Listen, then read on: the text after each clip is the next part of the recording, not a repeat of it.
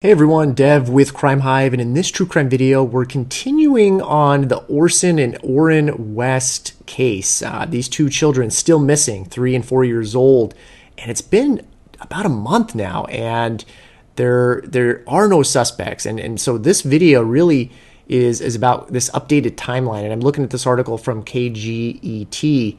And just to kind of help guide along as you know, we've learned some new things since last week when I had my first video out. So we're going to talk about a few things, a couple updates or some things you may not have been aware of in relation to this case. So before I do, again, if you like these kind of true crime videos, just be sure to subscribe. You can hit that bell for continued videos and updates on this case and other cases. So again, still missing. We know it takes place December 21st, 2020. And, you know, we've heard the story from the adoptive parents, Trezell and Jacqueline West. A lot of speculation right now with the case, okay? A couple updates that we've learned that have come in. We know are still around 6 p.m. is when the two children were reported missing. That really hasn't changed from the last video. And then about 8 p.m., the California City Police did send out a news release for that. So kind of filling in some of the gaps from my last video. Volunteers actually started searching that night. That went on quite quickly. Now, this was interesting here that I wanted to point out. The police on Monday night, and I didn't mention this in the first video, they did bring the canines to the home. And the dogs found the boy's scent inside the house, but not outdoors. So that was a really important thing to mention, right? Mentioning that particular clue right there, because we know the canine dogs showed up at the house. They did have a search, police did have a search warrant, and there was a scent detected, right? It shows that the children were there. The question is when, though, all right? A lot of neighbors, a lot of people in the community are saying that they hadn't seen the kids a day and a half prior to that. You know, it had been at least a day and a half. So I think a big question still remains of when were those children at that house last? You know, when were they no longer at this house? And we really only have the parents to go off of, the adoptive parents. Now, there's some other things I'm going to mention as far as the surveillance cameras and that sort of stuff too. But I think this is a huge piece of information here, because we know that the dogs being there and the scent, it led to, of course, you know, police ended up getting the search warrant to dig in the backyard, which, again, the community sees this. The community's seeing all this, and they're already creating this perception of what they think has happened. And we know a lot of the community has been against the adoptive parents. We still don't know if they're involved or not. They're still not considered suspects in this case, but a lot of people seem to think otherwise. Now, and this was all on Monday, right? So Tuesday, the adoptive parents going for questioning. That would have been the 22nd of December. You know, that night, that search warrant, the evidence that was collected there, we're talking several brown bags and a duffel bag here. I think that's really important as well. The biggest part I wanted to mention that I didn't mention in the first video was the parents' van, the adoptive parents' van being towed, okay, to be searched. Another huge clue, another piece of evidence there that, you know, when we're talking about this kind of evidence, we know that the phones were collected as well. And phone information tends to solve a lot of these cases, right? The data gathered from these phones, it can take some time. You know, were messages deleted? Were there videos erased? You know, who were the adoptive parents in contact with? What is their GPS locations showing? You know, where? It can be a little bit of a puzzle, and that can take some time to figure out. But we do know that the FBI, police have access to that data, that phone information, which could be very important in this case, or not. We don't really know still at this point. But that's something I wanted to point out there. And then, you know, continuing through to Wednesday afternoon, we know that the parents speak with the adoptive parents speak with the media. There's a lot of videos out there on the body language of the adoptive parents, Trezell and Jacqueline West. Again, still hard to tell, but a lot of people think something's off with them. And a lot of people, you know, looking at places like this, like web sleuths, right? You've got people commenting and saying information like this one here. We're talking about the dog scent again, and that the neighbors hadn't seen the children for a day and a half. There's a lot of red flags created with the public and the community, of course, feels that way because they're telling us, they're telling people that something's off with the adoptive parents. So again, a lot of unanswered questions. The good news is we have people, like AV Watchman, which I'll pull up his profile real quick. Okay, so I'm on AV Watchman, United We Stand.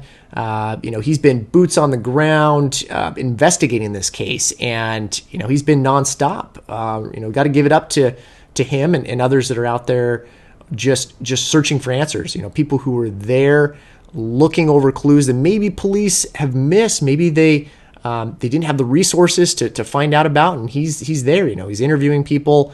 So you got to give it up to him. And of course, there's been some videos, including some from him, where cameras have been spotted right from across the street of the residence of Jacqueline and Trezell West, their residence.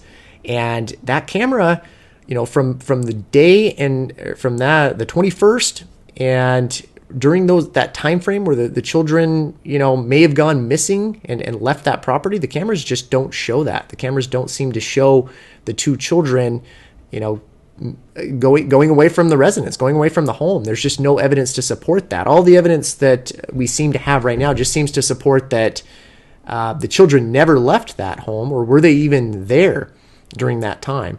So really interesting, and I'd encourage you to watch some of those videos there to see. It's a little blurry, but you can see what I'm talking about here. What suggests the children? It just doesn't show them leaving the property. I thought that was really important there. Okay, so going back to the timeline, still on Wednesday.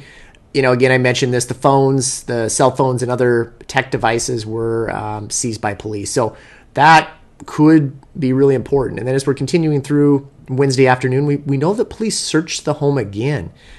It doesn't seem like much, right, at face value, but when you really think about it, a second search warrant, a second warrant, what do police know, right? What information do they have? There is information that has obviously been gathered, and it kind of tells this story that there is absolutely foul play. We know that police went on the news conference, and said that there was in fact foul play, and they're searching the home twice, and they're digging, and so when you start thinking about this big picture, the body language of the adoptive parents, the story, all these things, it's creating a lot of speculation, of course, right? We don't have all the facts. And of course, if you do have facts or you have new information, again, that number is still 760-373-8606. Now, as we continue to go through the timeline, Wednesday, we know, again, backyard, right? Dug up, unknown what particular evidence was there. And then, let's see, the extended family, of course, expressing their hopes for the boy's safe return. We talked about that in the last video.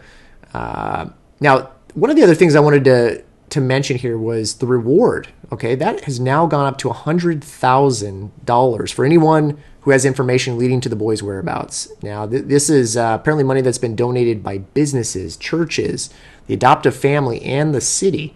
So I think that's really goes to show that the community is really they've really come together, and they're all searching. They're trying to find answers in this case. They've really come together in this particular case, and it's nice to see that, but yet we still are still seeking those answers that we need. Now, I'll point out a couple of things. So I'm going to go back to Web Sleuths here and just look through some of the extra comments here that we can talk about some of the things going on in this case. Okay, and we're looking at another comment here that brings another question up. That California City being in the middle of nowhere, so much desert land that was never fully developed.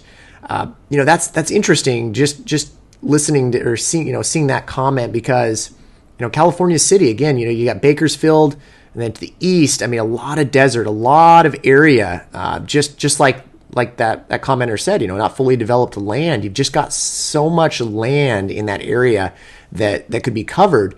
And so if the children weren't there at the home, at least a day and a half prior, right? What happened during that day and a half? Or what happened during that time frame?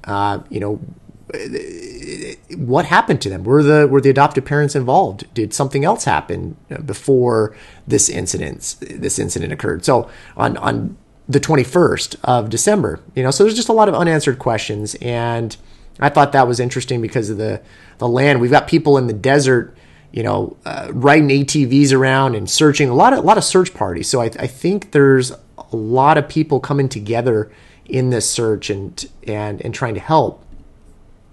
And I think this is another interesting comment. I hope investigators can really interview the other children who live in the home. I hope these boys are found safe today.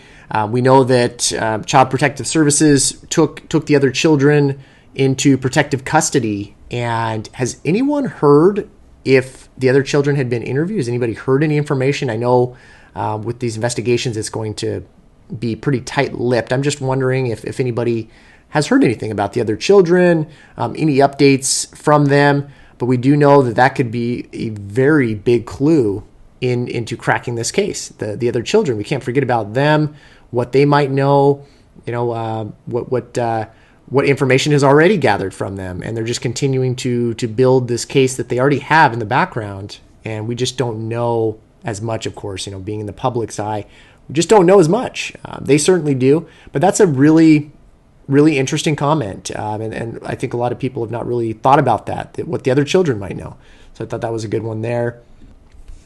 And, I find it interesting looking at a lot of these comments. I feel for the biological mother of these two boys. If you remember the interview, I showed the adoptive parents portion of that interview and then also with the biological mother. And a lot of the opinions that I'm seeing is, a lot of people feel for the biological mother, just like this comment here, and they find her genuine. A lot of people either don't have an opinion on the adoptive parents interview, or they seem to feel that they're hiding something. So I just found that interesting. And again, I'm not formulating any type of opinion. You can read a lot of these comments and see a lot of the reports online and other videos on YouTube. It seems like that seems to be the case with a lot of people seeming to, kind of feel for the mother based on her interview, and then red flags with the adoptive parents. What are your thoughts on that? Just curious what you think as we continue through this here. Okay, and then going back to the interview with the adoptive parents, you've got people thinking, a parent can always think of more. Usually a parent is beating down law enforcement's door with all the other things they can think of. I don't like it when anyone in a scary situation says that's about it. So, talking about the terms that Trezell used, that's about it. That's when everything played out in that interview. Wondering what your thoughts, and this might be pretty annoying. Let me see if I can pause that. Wondering here about the information that he gave to media. Do you all feel that he should have given more information? Do you think there might have been more? Do you think he was pretty vague about his description of what happened, rather than just saying, that's when everything played out? So a lot of people have been analyzing the body language and the words used by Trezell in that interview, and I'm just curious what your thoughts are on that. But that's definitely been popping up a lot with the community surrounding this case. Okay, and then jumping ahead here in this forum post here, other questions, like when did grandma last see the boys? When did the aunt last see the boys? Other siblings, we talked about that earlier. Does anybody have a good timeline for that, for the family last seeing them? If you do, definitely post that below, comment below. And, I'm trying something new with this type of video. Let me know your thoughts on this in terms of kind of going through some of the timeline aspects and just kind of asking questions, really just trying to have a discussion with you all online. And then also, looking to put a group together, of course, on Facebook. Of course, I'm on Facebook, and I do have a Facebook group, and I'd like to grow that out as well, where we can continue these discussions like this and organize those discussions and see those and go from there, where it can help people in the community really understand the case on a deeper level. So let me know what you think about this. There's a lot more I could cover in these discussions. If you'd like me to do another video like this, I can continue through this process, because there's a lot to go through, a lot of comments and a lot more information that may provoke some other questions and some other thoughts or perceptions on this case. So let me know again. This is Dev with Crime Hive, and I will be back in another video next week, doing these typically on Wednesdays when these are going to be released. One video a week right now. I'll try to do some more. Try to do some live videos as well, intertwined. But I want to be consistent with at least the one time a week, and then I'll see if I can add some additional ones with this case and others. And again, this is Dev with Crime Live. We'll see y'all in another video. You all take care. Thanks.